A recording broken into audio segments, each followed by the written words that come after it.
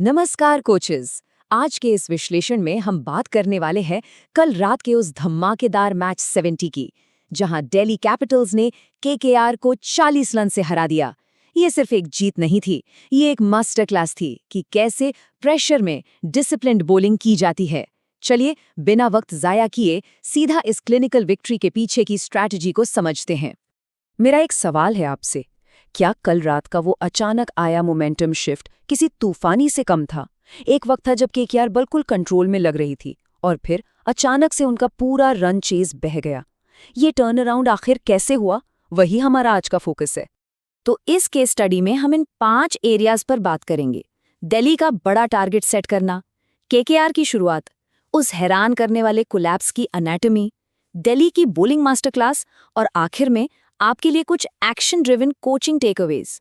शुरुआत करते हैं पहले फेज से, यानी वो बड़ा टारगेट और दिल्ली कैपिटल्स का जबरदस्त फाउंडेशन। अब जरा इस नंबर को देखिए, 200। नहीं, ये टीम का टोटल स्कोर नहीं था, ये केएल राहुल का कल रात का स्ट्राइक रेट था। उन्होंने सिर्फ 30 गेंदों में 60 रन्स की वो एक्सप्लोसिव पारी खेली। उन्होंने सिर्फ पावर हिट नहीं की, उनका एग्रेसिव इंटेंट और उनकी टाइमिंग बिल्कुल स्पॉट ऑन थी।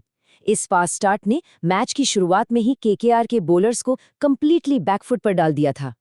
हालांकि केकेआर की तरफ से सौरव दुबे ने काफी अच्छी बॉलिंग की, 28 रन देकर 2 विकेट्स निकाले, लेकिन केएल राहुल ने जो फाउंडेशन सेट किया था ना, बाकी डीसी बैटर्स ने उस पर बिल्ड करना नहीं छोड़ा। रिजल्ट ये हुआ कि 20 ओवर्स में 203 फॉर 5 का एक मैसिव टोटल बोर्ड पर लग गया। ये टोटल सिर्फ रन्स का पहाड़ नहीं था, ये सेकेंड इनिंग्स के लिए एक केयरफुली कैलकुलेटेड स्कोरबोर्ड प्रेशर था। अब आते हैं दूसरे फेज पर, 204 रन्स का टारगेट और केकेआर का रन चेस। ऐसा बिल्कुल नहीं था कि केकेआर ने शुरू में फाइट नहीं किया। अजिंक्य रहाणे की इस बेहतरीन इनिंग्स को देखिए। उन्होंने स्कोरबोर्ड प्रेशर के बावजूद सिर्फ 39 बॉल्स पर 63 रन्स बनाए। उन्होंने एक एंड पूरी तरह से एंकर करके रखा था। वो लगातार बाउंड्रीज निकाल रहे थे, स्ट्राइक रोटेट कर रहे थे और केकेआर को इस डिफिकल्ट चेस में बिल्कुल हंट में बनाए हुए थे। लेकिन फिर आता है वो फेज जिसने मैच पलट दिया, द टर्निंग पॉइंट, यानी उस कोलैप्स की एनाटॉमी जहां मोमेंटम पूरी तरह से शिफ्ट हो गया। इस टाइमलाइन को ध्यान से समझिए। ये फेल्ड रन चेस मोमेंटम का एक टेक्स्ट बुक एग्जाम्पल है। पहला स्टेप 204 का टारगेट सेट होता है, फिर दूसरा स्टेप केकेआर 126 फॉर 3 पर एक बहुत ही सॉलिड सेट पोजीशन में होती है। वहां से सीधा तीसरा स्टेप 163 ऑल आउट। जैसे ही रिक्वायर्ड रन रेट बढ़ना शुरू हुआ, पूरी बैटिंग यूनिट में एक कैटास्ट्रोफिक पैनिक सेट इन हो गया। ये कॉन्ट्रास्ट देखिए, एक तरफ रहाणे का बनाया हुआ स्टेबल फाउंडेशन जहां स्कोर 126 फॉर 3 था, और दूसरी तरफ अचानक से बाकी बैटिंग यूनिट का ढेर हो जाना। सिर्फ 38 रन्स के अंदर आखिरी 8 विकेट्स गिर गए। विकेट सीक्वेंस टोटली डेवास्टेटिंग था। पहले set middle order batters dot balls का प्रेशर एब्जॉर्ब नहीं कर पाए और लगातार ओवर्स में आउट हुए, और उसके बाद लोअर ऑर्डर ने प्योर पेस के सामने लिटरली सरेंडर कर दिया। तो ये टर्निंग पॉइंट लाया कौन? ये लाती है हमें हमारे चौथे फेज पर, दिल्ली की बॉलिंग मास्टर क्लास।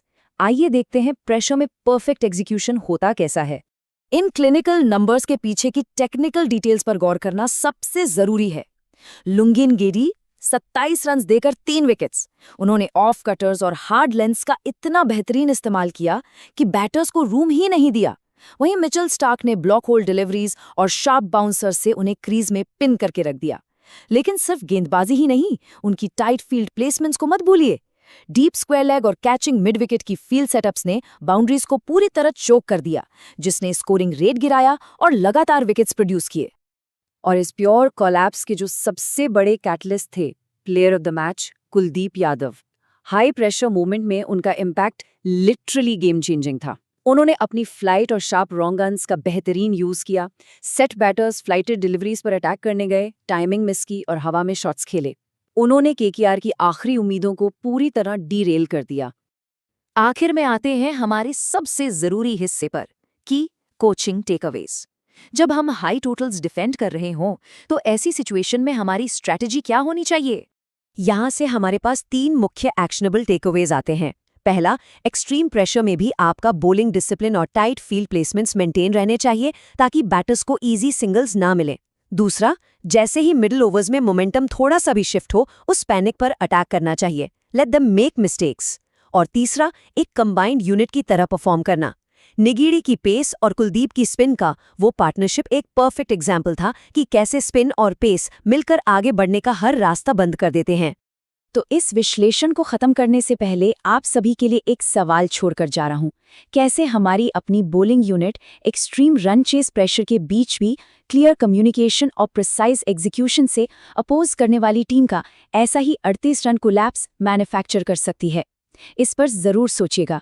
आज के इस एक्सप्लेनर में जुड़ने के लिए बहुत धन्यवाद। मुझे पूरी उम्मीद है इस केस स्टडी से हमारी आने वाली स्ट्रैटेजीज और भी ज्यादा शार्प होंगी।